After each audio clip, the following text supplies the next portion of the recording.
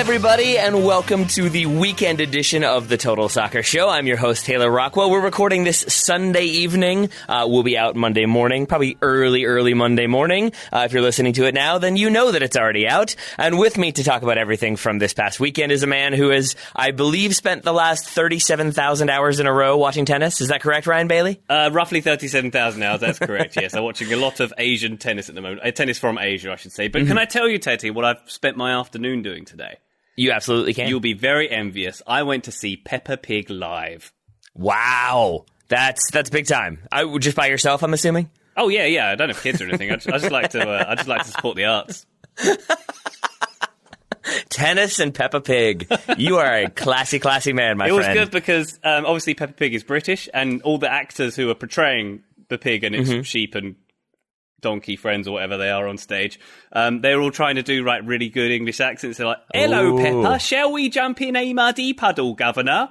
It was a bit Mary Poppins. It was. Why do you think it's always Cockney? What is that? And historically, they use that too in films and TV shows. Whenever they need expository dialogue, it's always the Cockney accent that comes through to do it. It's Dick Van Dyke's fault. Mary Poppins. Oh, that makes so much sense. All lines trace back to Dick Van Dyke. As they should, and I think that's a fair person to start with. And also, Don Cheadle didn't help the cause in Ocean's 11. He had that really bad accent as well. There's no reason for him to be English, but Choices are choices, I suppose. And I guess with that accent, he would probably support one of the teams that we're going to be talking about today, because we've got the weekend review. Obviously, a lot of Premier League to discuss, a little bit of Spain, a little bit of Germany and Italy, and then some MLS to bring us home. Ryan, I want to start with... there were many surprising results this weekend, so I'm just going to go with the surprising result from Saturday. That would be Brighton and Hove Albion 3, Tottenham Hotspur 0. I did not see the 3-0 coming, even though Spurs have not had the strongest of weeks. Ryan, how surprised were you by this result? Oh, I'm pretty surprised. I mean, let's look at it as a positive. For Spurs, they conceded 4 less goals in their previous game. They're on the up. Well, that's good. That's good. That's always a positive step. But it did seem like we've talked about Pochettino and Tottenham and everything going on there that has been going on there. This felt like another sort of moment of maybe this just isn't the season for him at Tottenham. And I heard on 5 Live on the way in to record this evening, one of the pundits was suggesting that maybe he just needs to step away. And it reminded me that I think the last person I remember doing that in a high profile situation was Zidane, obviously, but Jurgen Klopp mid-season walking away from Dortmund and just sort of being you know what, I'm not going to fix this. Maybe somebody else can do a better job. And I put it to you, Ryan, is that a thing you think Mauricio Pochettino should do, or do you think he should try to stay and see if he can turn things around? I think there's no way in heck that Mauricio Pochettino walks away. Because no Premier League manager is walking away from a contract when they can get a huge payout and get fired, surely. Mm-hmm. I'm not saying he shouldn't get fired, because that's a whole different story, but what manager... I mean, you'd have to be very principled. Is anyone that principled? I guess Jurgen Klopp being the only one. But that also wasn't Premier League money, to your point. Exactly. So I guess I doubt he steps away, but it just seems like things have become a bit untenable. And I don't think it's because he's a bad manager. I do subscribe, maybe because of my Man United bias, I do subscribe to the idea that he has not been done any favors by the board at Tottenham, that they didn't really recruit the way he wanted them to. They didn't get rid of some of the players he would have maybe liked to see them get rid of. And they never really considered replacing those players, it seems, to a very serious degree. So it does seem like this is a squad that just kind of aren't up for it. Their pressing was very out of whack against Brighton. Brighton, we should note, and we will note, had a very, very strong game. But I was really surprised by just how lackadaisical Spurs were. So I had thumbs down to whatever is happening at Spurs. Spursiness coming back, I think, is what it was, basically. I mean, we use Spursiness as a bit of a joke, but it kind of did come back. As you say, the pressing style, there was no pressing style, completely disappeared in this game. They used to, completely overwhelm opponents. They used to, strangle them and, get them out of matches, and they'd be very physical and very, very tough to get through. There was none of that in this game, and a lot of players had pretty bad games individually. I thought none of the defence did themselves any favours. Eric Dyer was particularly poor in the back. Alderweireld and Vertonghen, all as a unit, they seemed like they were working at half speed, didn't they? And they really did. There was a moment, I think, about 15 minutes to go, where it's easy for me to say, Eric Lamela had the ball stolen from him, and it just looked like he didn't care. It was the ball's taken. He's like, yeah, you go, you take that. I'm done with it.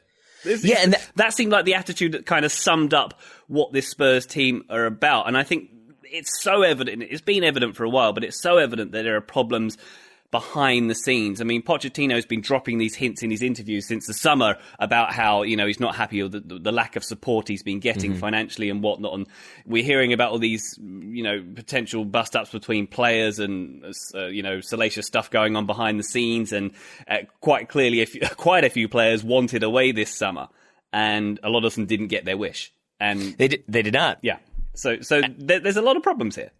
Yeah, and I think the biggest one for me, like the kind of overarching issue, is like I've played in a few teams that like have a sort of pressing system, and if you're doing it and doing it well, it works. But if you have one guy sort of like, maybe that's not for him, he's going to try to man mark and not necessarily like shift off and trade off marks, it kind of falls apart. And in this case, if you have 2 or 3 players who look sort of maybe not at the races, not up for it on the day, and Dombele was kind of all over the place in moments, I agree with you about all the other players you've already mentioned. And it just was really surprising to me that like they weren't able to kind of elevate. But that said, if you have 3 or 4 players who maybe in the locker room don't want to be there, have mentally checked out, are frustrated that they weren't allowed to leave, then that kind of attitude, I think, spills into your playing style. And if you're just kind of like, I didn't really want to be here, I guess I'm here, whatever, I'll try.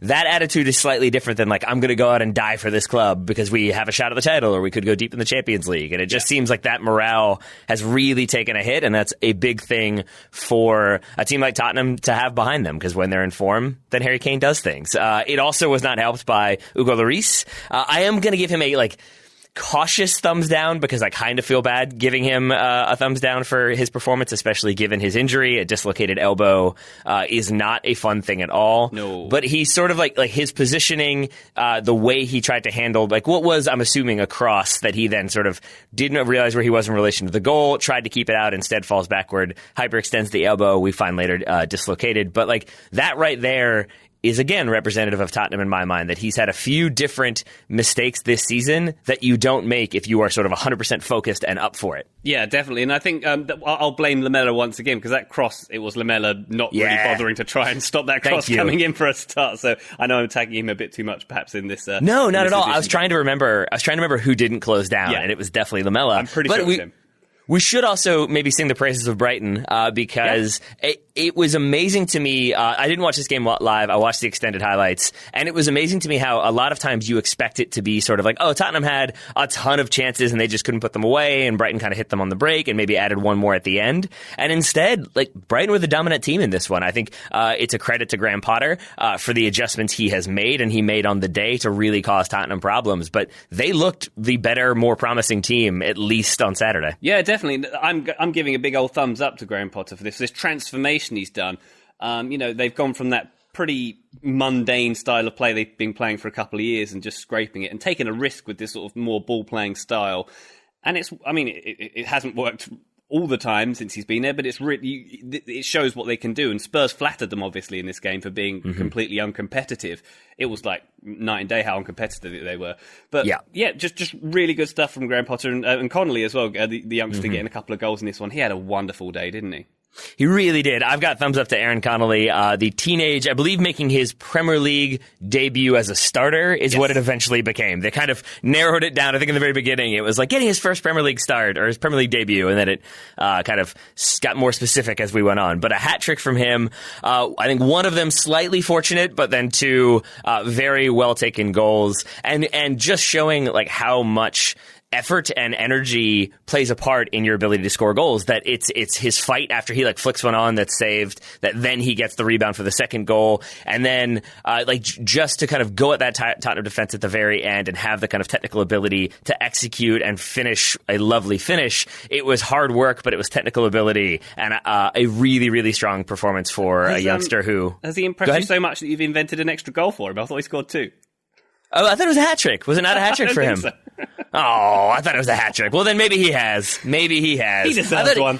Yeah, I mean, he did. He was in there. Hey, everybody, this is producer Taylor jumping in to let you know that host Taylor was incorrect. Host Ryan was correct. Neil Maupay got the first goal for Brighton. Then Connolly got the second two. Although, really, we should have given him the hat trick. But either way, Ryan is right. Host Taylor is wrong.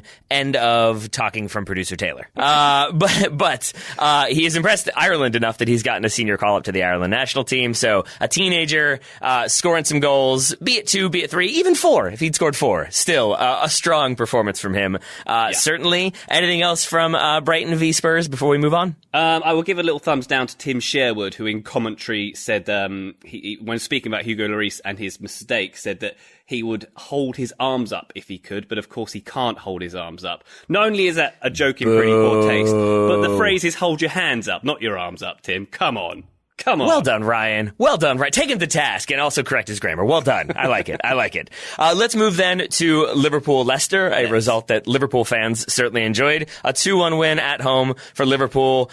It's not like quite a come from behind result because Leicester were only able to equalize, but that Liverpool were able to turn around and find a way to win.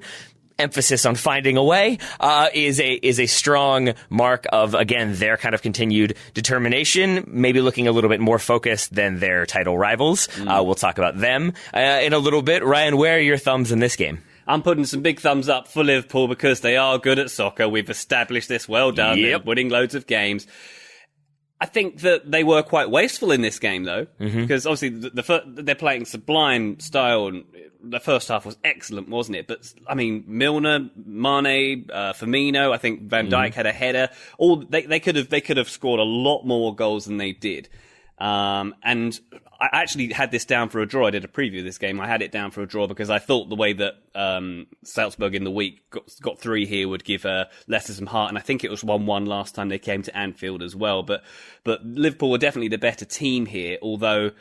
Well, I suppose Leicester need credit because they defended pretty resolutely, didn't they? They really sat back and had a minimal amount of possession and made the most of it, and very, very, very, very nearly got away with a point from Anfield, which would have been very good.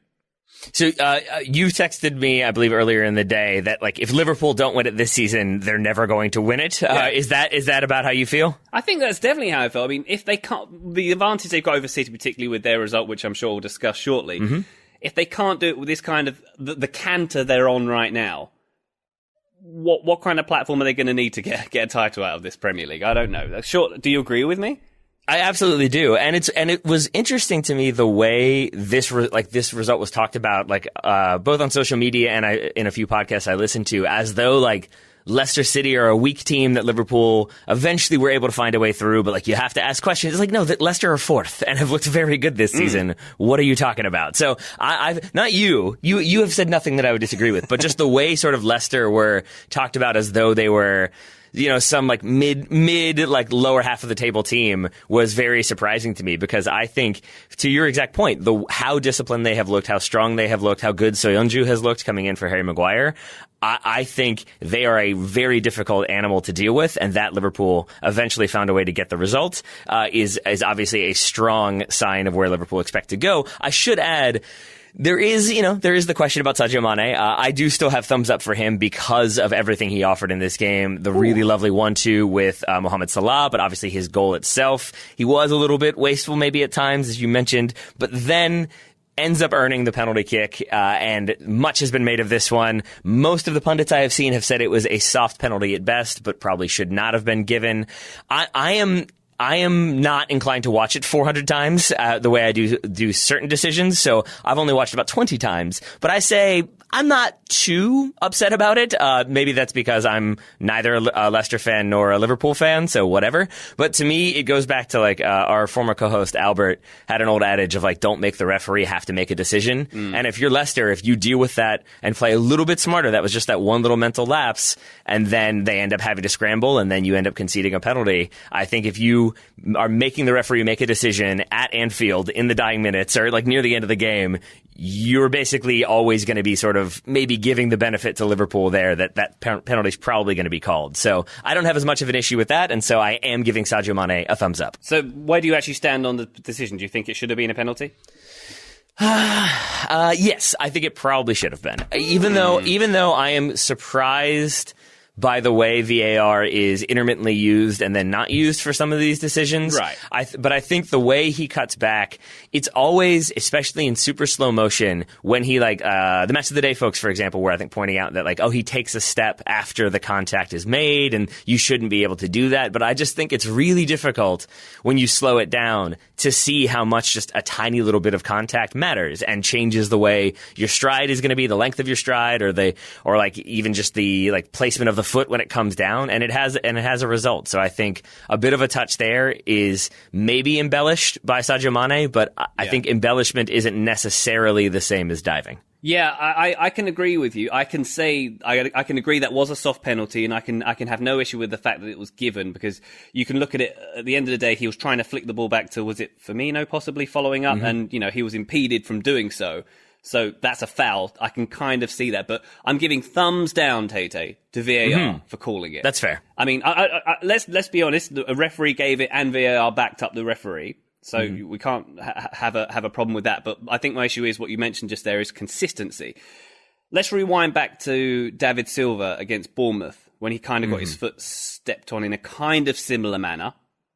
VAR checked it. That's a really good point. I hadn't thought about that one. He didn't get the call. He didn't get the call from VAR. No, very similar situation. I see that as kind of a lack of consistency. If VAR is supposed to be brought in to bring in consistency and be this, ironclad, this is the answer to a foul in the box, it's not doing that. It's just bringing another human opinion into it. And yes, as I say, this was backed up independently by the ref and VAR in this instance at Anfield. And, the same thing happened in the Bournemouth game with Man City, but different results. And I just think if you're going to have a system like this, it's just this is kind of showing its weakness, isn't it? It is. I'm assuming it all connects to the original decision or what the referee thought he saw or didn't see. But I'm with you that and that David Silva one, I know you have a little bit of a Man City bias, certainly not a Man United bias. But I would say that was a stone cold penalty, significantly more so than Sadio Mane's. I take your point that should have been given, and if the Sadio Mane one is being given, and that does. Even if there is more nuance to it, it feels like it's inconsistent. It feels like it's still a kind of confusing, the nuances matter in a way that we kind of thought they wouldn't. So I'm with you for the thumbs down. I like it, Ryan. I like that approach. Oh, thanks. And You're also, welcome. I just want to say, Leicester did a really good job here. They had one shot or attempt on goal and they scored it. So they were very, very defensive. I think Liverpool ended up having 10, which they were very wasteful. But, the result probably went the right way in the end. And with that in mind, my final thumbs up goes to James Milner, aka James Milner, because stepping up for Liverpool, who have had different slip-ups, literal and figurative, in the past seasons that prevented them from challenging for the title or outright winning the title. For James Milner to step up in the 95th minute, I think it was, 90+5, and just bury that penalty, that level of calmness has to make you feel reassured if you're a Liverpool fan. And I think I'm inclined to add him to our list of people we want taking penalties for our Ryan and Taylor All-Star team. I think Robert Lewandowski is 1, and maybe James Milner is 2. Oh, I think, Harry Kane might have something to say about that. But also Harry Kane. I'd definitely put James Milner up there. Agreed. Nerves of steel in that situation. Well, I don't think Harry Kane is allowed to shoot the ball anymore. I think that's how it works. He just has to stand sort of in the opposition half and hope that somebody will pass him the ball. That seems to be the new plan. So, but if he ever gets one, then we'll stands out there in the middle thinking, I don't want to go back in that dressing room. It's horrible in there. Nobody likes anyone. Oh. Well, if he were to maybe buy a ticket to the game, then he wouldn't have to go to the locker room, which is my way of letting our listeners know that today's episode of the Total Soccer Show is brought to you by our friends over at SeatGeek. Woo! Ryan, can you tell us a little bit about SeatGeek? SeatGeek is wonderful. It's a ticket company where the customer comes first with more than 50,000 5-star reviews in the App Store. SeatGeek is focused on making your experience as easy as possible. It's a ticket reseller, Tay. Basically, you can get your sports on there, you can get your theatre ticket. You want to go see Peppa Pig live? You can probably get it on SeatGeek. Haven't checked, but probably can. And it's one of my favourite sites for doing this kind of thing. The thing I love about it, Tay, is the scale rating of 1 to 10 if a seat is a good deal or not. For example, on my birthday, the old Carolina Panthers, my local American football team, are playing the Tennessee Titans. Been looking at some tickets today, seeing what the good deals are, seeing what the bad deals are, concluding that the tickets are all quite expensive, but there's some very good deals on SeatGeek. There are indeed. Why have you been an American football fan, or are you deciding you're going to get into it more and more? I know you like the tailgate aspect of it. I'm going native, as I mentioned off air to you. I said the phrase "yawl" in a professional meeting earlier this week, so I think it's just natural that I should start attending these kind of events. I think you should. And as you said earlier, SeatGeek makes that easy, and it also gives you the confidence to know that you've got a solid deal and a solid ticket, because green dots mean good deals, red dots mean that they're overpriced, and obviously everything is guaranteed, so you can shop with confidence knowing that you're not going to show up and find out that your ticket is completely invalid or fraudulent or something like that. I like to use the SeatGeek app to just sort of see what shows are coming to town or what events are coming to town, because we tend to get a decent amount of comics coming through, and I like stand-up comedy, so to see who's coming through it at the various venues around here, SeatGeek makes that incredibly easy. And as you said, they also offer you potential discounts, such as the $10 our listeners can get with their first SeatGeek purchase. Ryan, how can they do that? If you want $10 off your first SeatGeek purchase, all you have to do is go to SeatGeek on the App Store, on your phone, I should say, or on the interwebs. Wherever you want. Wherever you want. Promo code TSS. That's for $10 off your first purchase. So, Tato, your comedy, is it someone like TJ Miller? He's always on tour in the provinces. What kind of comedy are you into? TJ Miller's a little insane for me in a number of different ways. Yes, and then also some of the allegations against him didn't seem great. So I'll leave it at that. I do love John Mulaney. I'm a big John Mulaney fan. I do love Bill Burr. The last time he came through Richmond, it wasn't his strongest set, but I still haven't seen his newest Netflix special, but it sounds like it's pretty solid as well. I'm trying to think who else. Are you a comedy person? I like to laugh. Okay. Well, were you laughing at Man City's result? I'm assuming you were not. Oh, very much. You are the master of segues, by the way. You are like a mall cop. That one was a little clumsy. clumsy. Those segues beautifully. Thank you, sir. I'm an obnoxious tourist in downtown. That's right, yeah. There we go. Pointing at things with your phone. Manchester City lose at home 2-0 to Wolves, and I'm starting off on a negative because I want to say thumbs down to City fans. I really do. Fans? That when it's their team's 1-0 down. The City have fans. I mean, well, the people who were there. Right, got it. How about that? The people who theoretically paid money, and hopefully use SeatGeek, to get those tickets. Although I'm not sure that actually works, but, try it, see what happens. But just the idea that when your team is... Yeah, should work.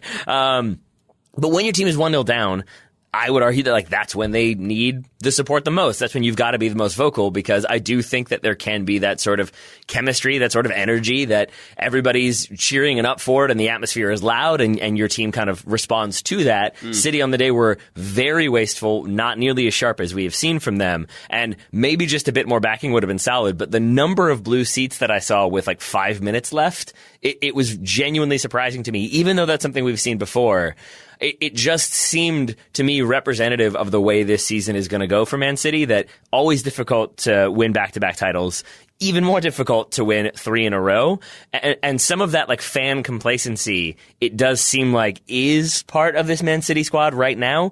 I have a feeling some of that will be drilled out of them by Pep Guardiola, but the fans not being there was a little bit representative of, I think, Man City's performance on the day as well. Yeah, you're quite right there. I mean, you did see the stadium start to empty out after Traore got that first goal, which was in the 80th minute. You'd think that a team like City might be able to stage a comeback from that, and the fans might want to stick around.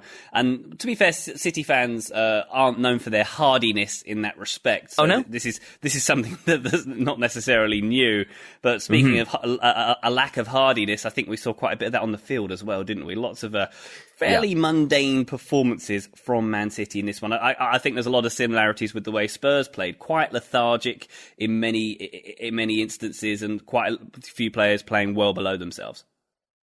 I don't have, with that in mind, I don't have thumbs up or down for this one. I'm just going to say it does feel like the soccer gods have sort of turned on Manchester City, that there seems to be this idea, enough is enough, no more fortunate bounces. You're going to hit that with slightly too much the outside of your foot, as opposed to last season when you would have smashed into the back of the net. It just, those little moments of clinical precision that we saw from City very consistently last season, and obviously the season before, and we have seen at times this season, but not to the level that you need Madrid to really just reliably finish some easy ones and like kind of kill the game off early. Instead, I think City getting more and more profligate became more and more stressful, became more and more less focused on the goal as opposed to like needing a goal, but not necessarily focused on how to create one that leads to one of those just kind of easy tap-ins after they've completed 46 passes in a row.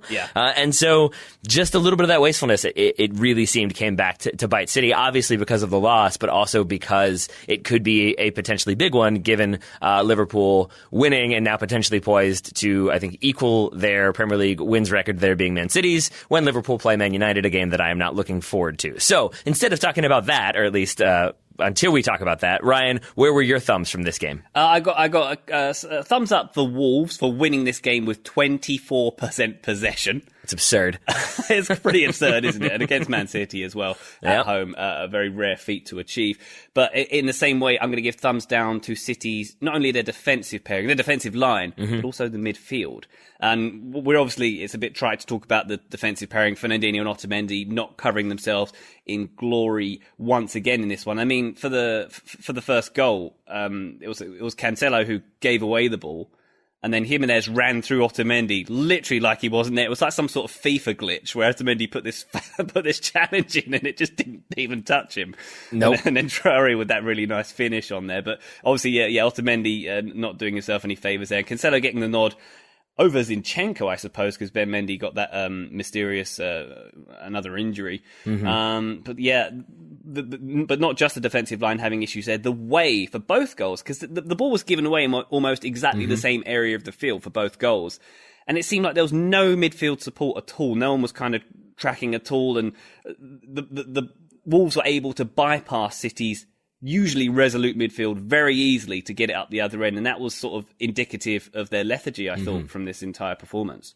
Yeah, because you're used to them sort of having the ball, but it really fizzing around the top of the box from left to right and back and forth. And while doing that, City still managed to kind of keep decent positions so that they have people where they need them to be for the exact thing that you're talking about, that sort of aggressive counterattack. And here, both goals, really, it's almost shocking how much space those Wolves players had and how much time they had on the ball. Jimenez, obviously does very, very well to elude Otamendi. But even for the second, for Traore's second, again, it's just so much time and space in that counterattack that it speaks to, I think, City being out of sorts, that they didn't have the people where they usually would to sort of counteract that counterattack. Yeah, big problems for City. And by the way, next week, not next week, after the international yawning for the next week or so, it's Crystal Palace at Selhurst Park is the next game.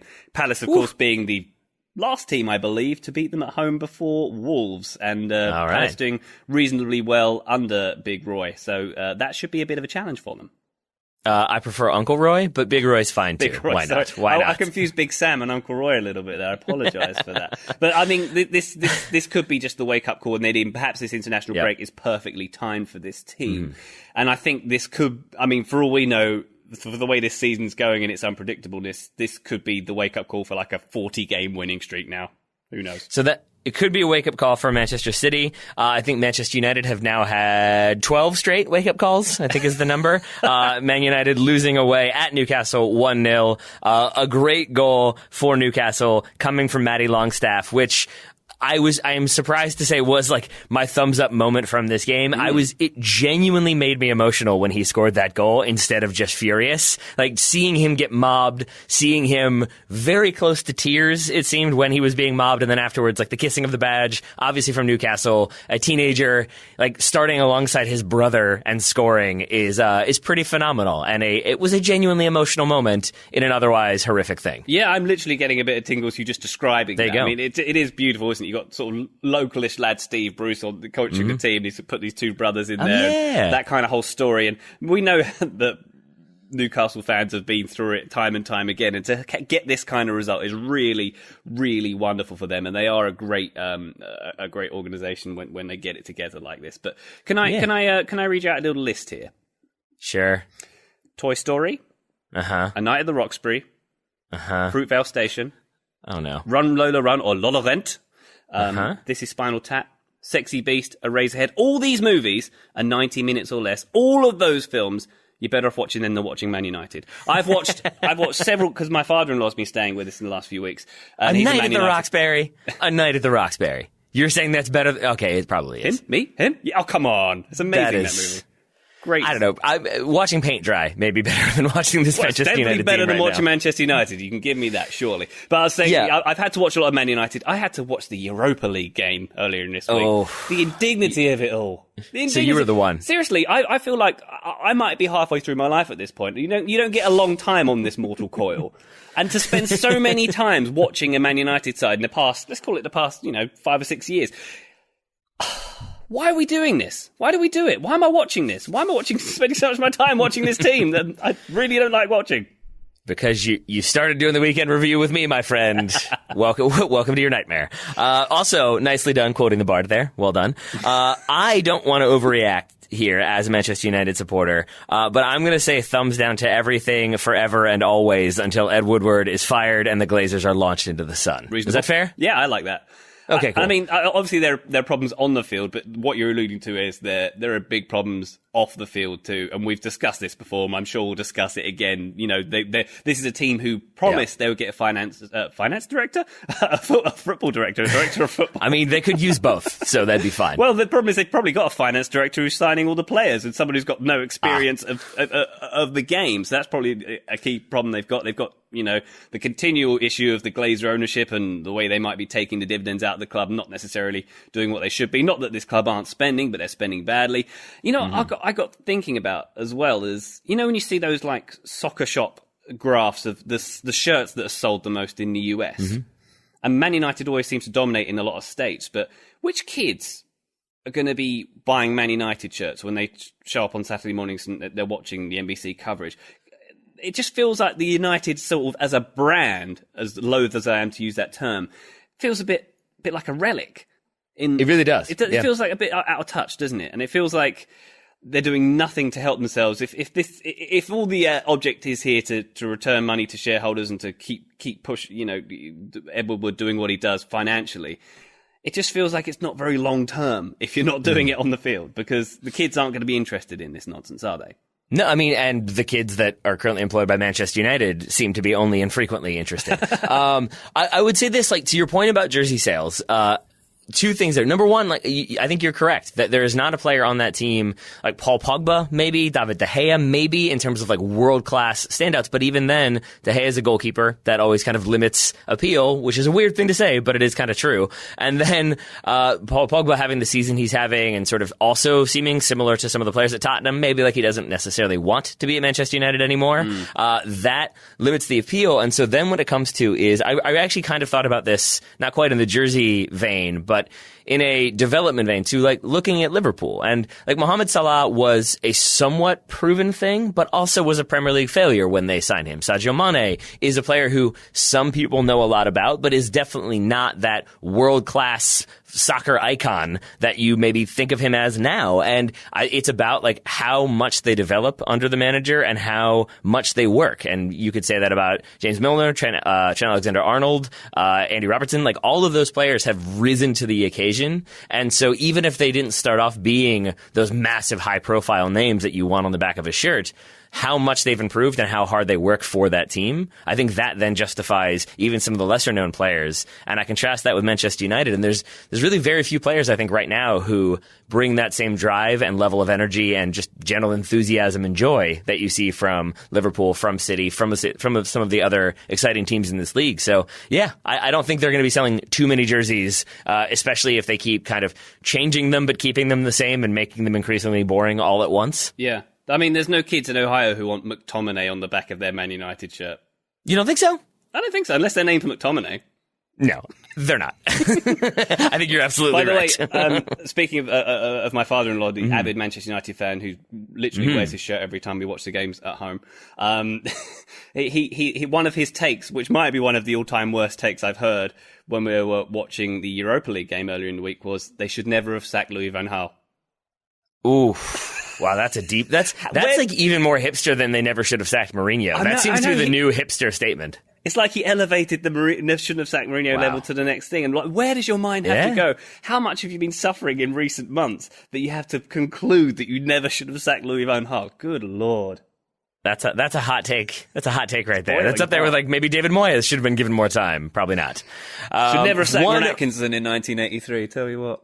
That would have done it. That's it right there. Bring him back. Get him in there. They may well do that. We'll see. One more Premier League game to talk about. Southampton falling at home to Chelsea. A 4-1 win for Chelsea.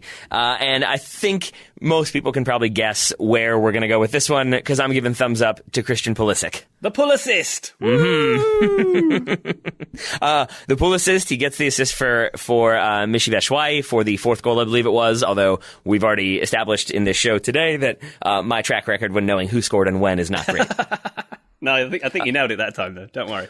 But I'm also going to say thumbs up. Not just like the assist is excellent. It's kind of a reverse pass through traffic, finds Batshuayi. He finishes emphatically. But I'm giving thumbs up to the choreographed handshake after that great assist. Ooh. Because this is a little thing like longtime listeners may know. I buy in to celebrations a lot, and if the whole team is celebrating, if you got that player running off the bench to scream and they're up for it, it shows you how intense they are about it. And with that in mind, a choreographed handshake is not a thing you do if you're really, really mad that you're not starting every game. You're like, if you feel like you've been hard done, if Pulisic is at odds with Frank Lampard or is unhappy in his situation, I feel like he plays that ball and then walks back to midfield, running over and doing the choreographed handshake, which probably predates Chelsea because Pulisic and Batshuayi were together at Dortmund. That's probably where that starts, I'm guessing. They seem to have a pretty strong relationship, but it was a moment of like, you don't do like a happy celebration with your teammates for a fourth goal and a 4-1 win if you are sulking about your lack of playing time. So that made me feel more optimistic about Pulisic at Chelsea than I've been in quite some time. Yeah, but on the other hand, he only played 10 minutes of this game. I'm going to drag you right down to planet Earth. I'm sorry about that. But yeah, he did only play 10 minutes. This is his first minute since August, I guess, wasn't it? I don't know. I still feel like he's reasonably low in the pecking order, although evidently is keeping the positivity up. I mean, I'll tell you what, there's a story in the Mail that says, and I know we shouldn't take anything they say as gospel, but we sure shouldn't. We sure should. Maybe we shouldn't even mention them, but the story's saying that Pulisic will consider his future in January if he doesn't get more minutes. Is that a hotter take than shouldn't have fired Louis van Gaal? I'm not sure. I mean, it's a clickbaity take for sure. I think the Van Gaal one might get me to click more because I don't believe that story about Pulisic, but I do kind of want to read the lunatic logic that ends with Louis van Gaal being the solution or the possible solution had they have not cut ties too prematurely. I wish they'd bring him back. I really do. But I mean, where do you see the path for Mr. P here? Do you think he's getting a bit more on the cameo based on the evident positivity he has? And positive work rate as well. I mean, I think. Wait, hold on. What's your question? Well, I just want to make sure I understand it before I go off on a long monologue. Do you think he's going to play more?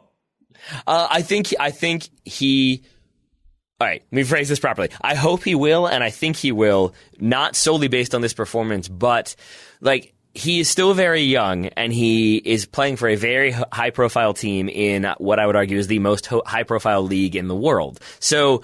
For him to like work very hard and fight his way into getting the consistent cameo substitute appearances and then starting to get a few intermittent starts because he works very well and starts kind of learning the system and doing what Lampard wants. That is my hope for him, and it's what I feel like he has done at times previously. So I'm hoping that's what we'll see from him here, and then adds another kind of skill set to his utility belt or like tool to his utility belt, and like basically shows that he can adjust to what's being asked of him. So I think part of that is definitely hopefulness as opposed to like anything coming from like sources indicate or anything like that. But I'm going to say yes, he gets more minutes, and also acknowledge that could also just be hopeful. Yeah, and he can't get any fewer minutes, to be fair. Well, there's also that. The only way is up in a way, certainly. But let's give credit to the entire Chelsea team here. There were some great performances throughout. I mean, Hudson-Odoi was excellent, wasn't he, in this one? Yep. Abraham with that lob finish for the first goal was very nice. And Willian, I thought, had one of his better games in recent memory. Lots of pressure he's putting on, particularly that second goal, pressuring the keeper to start that movement as well. And it does seem that, Chelsea fans are very happy at the moment, and there's a lot of reasons to be happy, I suppose. Mm-hmm.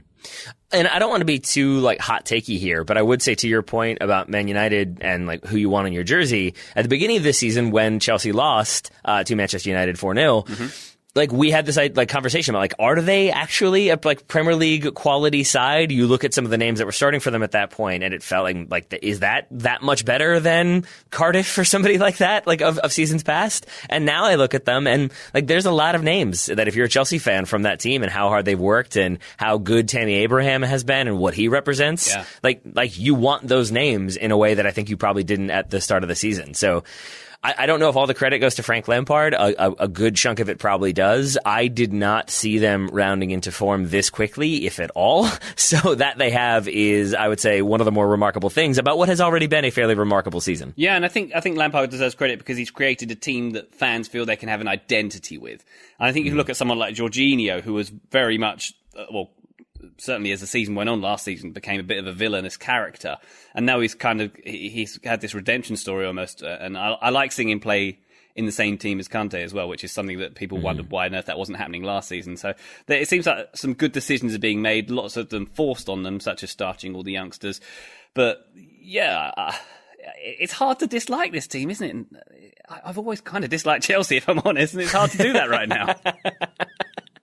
I just have to keep reminding myself that it's all because of a transfer embargo. That factors in massively here. Yeah. But yeah, Pulisic finally getting some minutes, getting his name, I guess, as an assist on the score sheet. I forget how that works because it's always misleading. And then, yeah, like Tammy Abraham especially, that's a person I saw play here in Richmond for Swansea when he was on loan. And he was remarkable then. He remains remarkable now. So it's exciting to see Chelsea play the kids and have it work out. That said, we should note that with age comes wisdom, which is something today's sponsor would like our listeners to know. But getting old can also be a downer. And that's where Four Hims has you covered. Four Hims is a new wellness brand for men. They're a one-stop shop for hair loss, skincare, and sexual wellness for men. And they would like it noted that 40% of men by age 40 struggle from not being able to get and maintain an erection. But Four Hims is here to offer our listeners who may be interested a solution. There is indeed a solution, and lots of guys tend to weird solutions or do nothing when they're faced with this kind of situation, when instead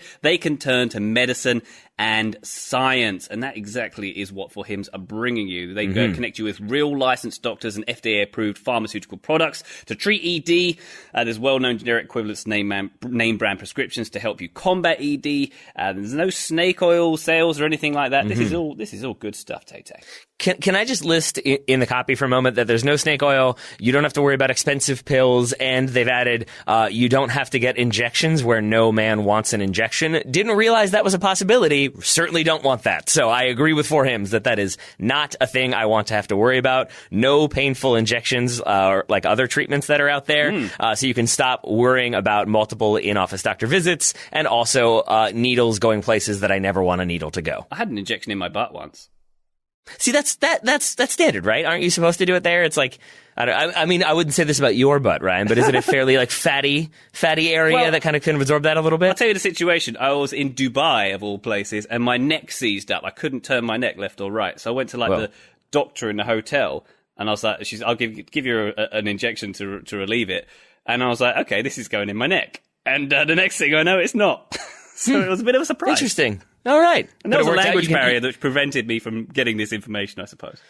Oh, there's nothing more fun than having to mime medical symptoms in a foreign country. It's great. Miming diarrhea, especially fun. Ooh. Luckily, we don't have to worry about that. And luckily, Hims makes it so that you don't have to worry about those painful injections we've been talking about. So our listeners can try Hims today by starting out with a free online visit.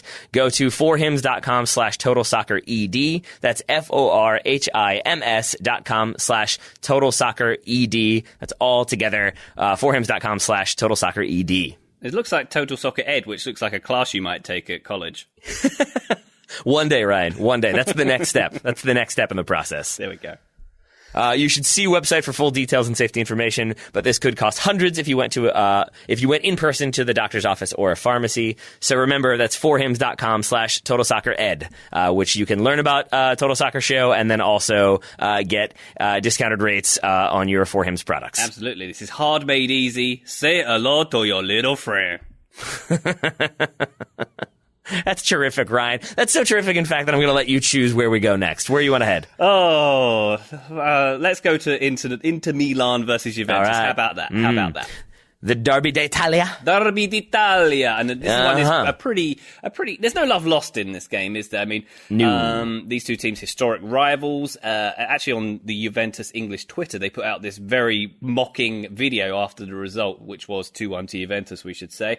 Sort of a oops, this girl repeatedly saying, oops, we did it again. And then all these results of Juventus beating them, which is a bit tough. And, obviously there's bitterness going back to 2006, the Calciopoli scandal, in which Inter were awarded the 2005-06 title because Juventus were naughty boys. And I believe earlier in this week, Juve appealed for the 30th time to have the Inter's 2006 title taken away. They've not let this one go. This is 2016 Hillary winning the election, not letting it go style for the Italian soccer equivalent very much. And this one, a big result because it was the top two teams going at it. Juventus getting back on top with this result. This didn't go the way I expected it, Tete. I thought this had Inter win written all over it, but what the heck do I know? Couple things. First of all, there's no better way to look totally innocent and like you've learned your lesson than appealing 30 times. That's absurd. just accept it and move on. 31's the lucky one, I hear. Let's fingers crossed if you're a Juve fan, and if you're anyone else, probably not. I hear what you're saying. I still have a hard time ever thinking that Juventus won't end up winning. So heading into this one, I really thought like, okay, this is going to be it. Like maybe this will be Inter's day. But it also does seem like Juve are this sort of unstoppable juggernaut, even if they haven't been like top of the table until this point this season. But I do want to say it's a strong performance from Juve, obviously on the road, and I want to give thumbs up to Sarri for this one for basically scaring Paulo Dybala into thinking he might have to play for Manchester United when the transfer window was still open, and that seems to have been the thing that terrorized him into buying into the system, playing very good soccer, obviously scoring the opening goal with quite a little rip. A great hit from Paulo Dybala, a lovely goal there. Quite a little rip is a good description of that. It was a lovely cross goal strike, if that's what you can call it. But notable, by the way, all three goals scored by Argentines in this game. Isn't that fun? Especially shocking when you realize that one of them was scored by Gonzalo Higuain. Right, yeah. And a fascinating tactical here, 3-5-2 of Conte coming up against the 4-3-1-2 of Maurizio Sarri, and obviously Sarri getting the better of this one. It seemed like Juve had a ton of chances in this one, didn't it? And I don't know, I was expecting Inter to put up more of a fight, and this is, am I going to deign to give Lukaku a thumbs down here? I know it feels a bit cliche. I might do it because it's another example of him not showing up against a bigger opponent. And, you know, there was a couple of instances where, I mean, there was a terrible through ball I can remember him putting through, and a couple of moments where he should have scored and didn't. And I don't know, it just feels like it's kind of what we've come to expect from Lukaku, but I expected a little bit more of him in these circumstances, perhaps. I think that's fair, and I think that has always been sort of a criticism of him. He didn't do anything to dispel that notion here. I do think if you're an Inter fan or you want to see some variety in who wins Serie A, that may not be this season, but it's worth noting that like Juve, despite getting a new manager, having some new players come in, they still just have so much depth and talent that they're like, even if it's a new manager, you still expect that same level of consistency. Whereas Inter, it's a new manager, it's new players, it's a change in style, it's a change in approach. And though they lost this game, I do think that Inter under Antonio Conte so far have looked a significantly better side, obviously. And I think maybe if we see them continue to develop and get a bit more familiarity and get a bit of rotation in there, maybe we see Romelu Lukaku sort of rise to the occasion for the return leg of this one later on in the season. But again, maybe that's wishful thinking and optimism as opposed to rational thought, because there's also a decent chance by that point, Juve are like 21 points ahead. Yeah, and just to come back to it, I was surprised that Inter didn't get a result, because you look at their head-to-heads, I think before this, Inter had only lost one of their last 4 meetings with Juve at the San Siro, and obviously they're in great form at the moment. I was just a bit surprised that they didn't, the flow of the game went the way it did, I suppose. But coming back to that depth that Juve had, we've mentioned this before, but on their bench, Emre Can, Gonzalo Higuain, Rabiot, they got Aaron Ramsey, wasn't even used. I forgot they had Rabiot. That's absurd. It's crazy. That's absurd. Crazy. They've easily got 2 good teams. They could have 2 top 10 teams. Easy.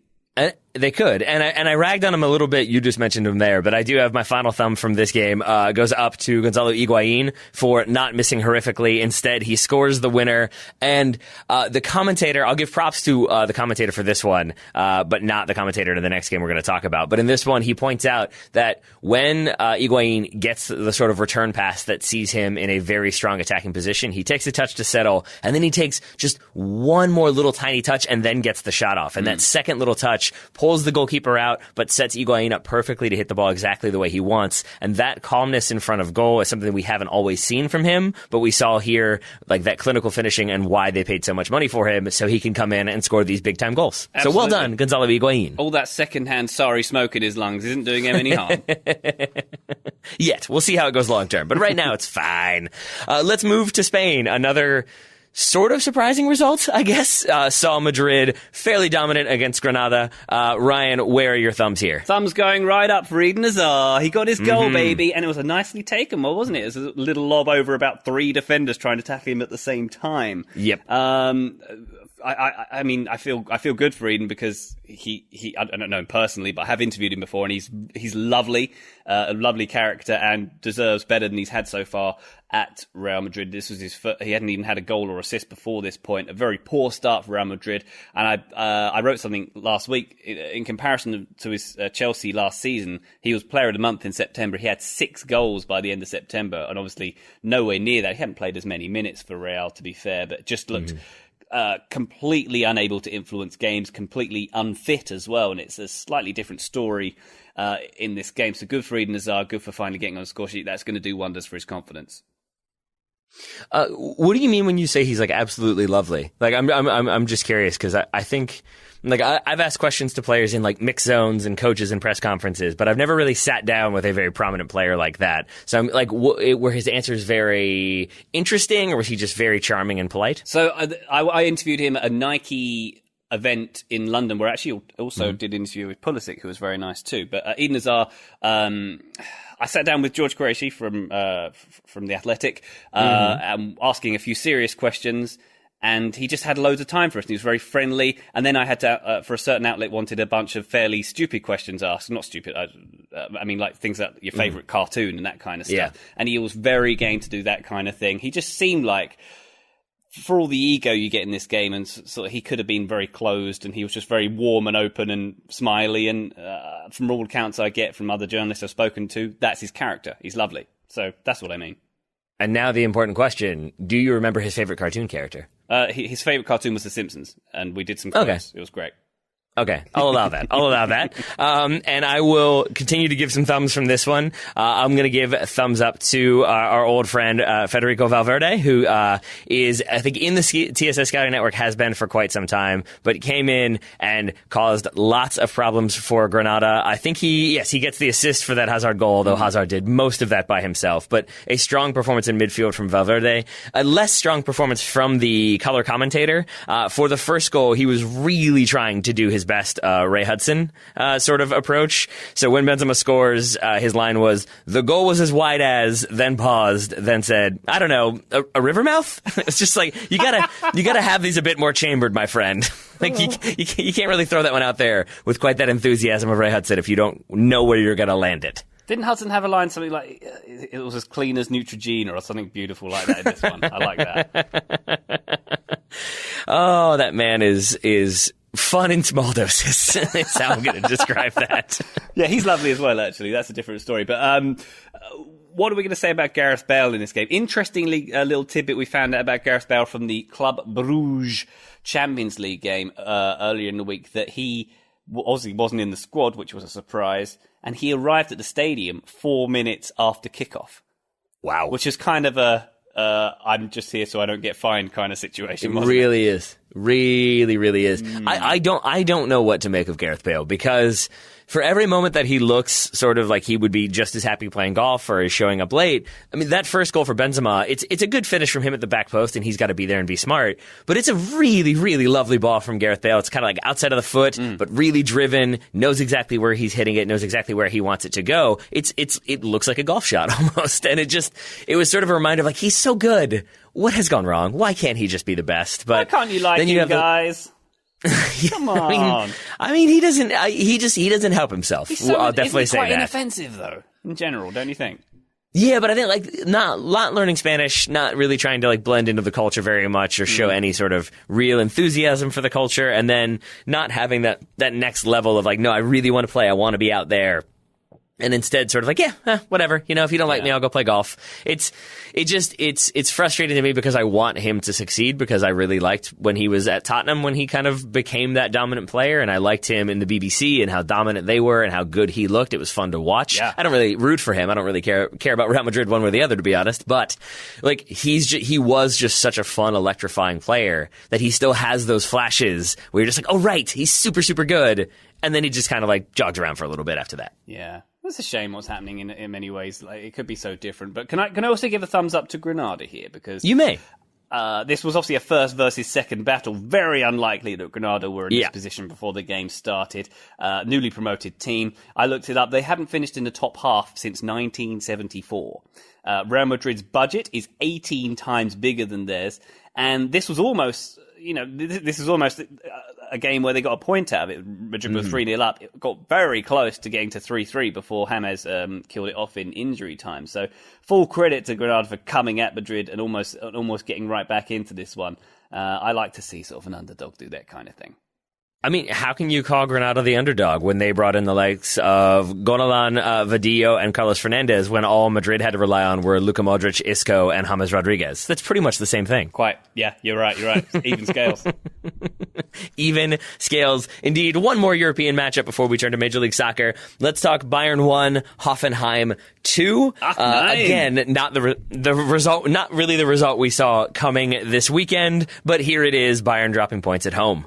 Yeah, big thumbs down to Bayern for dropping those points. The Bundesliga, by the way, remains insanely competitive, doesn't it? It's very few games, but I think it's 6 points between the top 11 now? 5 teams have 14 points, one of them being Bayern, who are now in third on goal difference. Bayern Munich, by the way, they had 20 shots in this match, 64% possession. Wow. They were at home to Hoffenheim, and they still come away with the L. They're still tasting that L. Maybe being a little bit more clinical would have helped them, because Hoffenheim it felt like executed the Wolves' game plan, similar to what they did against City. Just try to play a little bit, sit back when you need to, and break on the counter and frustrate Bayern. And there was definitely some moments of just a little leaving in a foot after a challenge. There was definitely a little physicality trying to knock Bayern, I think, off of their game plan a bit. But to your point about the title race, it's a really exciting league. Yeah. The Premier League has been sort of insane so far this season. The Bundesliga, I believe I'm correct in saying, with Gladbach on top of the table, we've had 4 different teams on top. We're 7 weeks into the season. That's, again, not normally a thing we've come to expect from the Bundesliga. And that's even with Borussia Dortmund sort of struggling right now. They're way further back on the table, not in the European places right now. But just how many teams seem capable of taking points off of others, and how many seem capable of dropping points to others, makes the Bundesliga extra fun this season. So much parity. I love the parity. It's great. But also, I love the fact that the Bayern are in third, and they've got a striker after 7 games who has 15 goals. That's insane. Goodness me. That's Carlos Vela numbers right there. Very much so. Do you see what I'm doing here? I love I'm transitioning us to Major League Soccer. I feel it. We're going to do, it was decision day this evening, this afternoon. I have not watched every single MLS game that was critically important to the playoff scenario, but what I do have is lots of sort of rapid fire thumbs that go up and down for various moments from the weekend. Ryan, I'm guessing you've got a couple in there too. And I'm going to start with LAFC, the aforementioned Carlos Vela. A scissor kick in there, gets the hat trick in a 3-1 win over the Colorado Rapids, which eliminates them from the playoffs, but also ensures that Carlos Vela breaks the single season scoring record, 34 goals in 30 games. Ryan, that's more than 1 goal a game, which, I don't know if you know this or not, is good. That's a good rate of return, I would say. I agree with you. This is one instance where I feel sorry for Zlatan finishing on a paltry 30, which would have been good enough for this record in many seasons gone by. So yep. You feel bad for him there. And he also got a nice goal, didn't he, on decision day, so good for him for that one. Can I move on, Vas, quickly to Texas? To Dallas? Yeah, you may. I just want to say real quick, thumbs up to LAFC. Record points, 72 in a single season. Probably won't mean as much if they don't end up making MLS Cup, if not winning MLS Cup, but still record points, record goals, a decent season for LA. Now let's move to Texas. So dominant, LAFC. Good for them.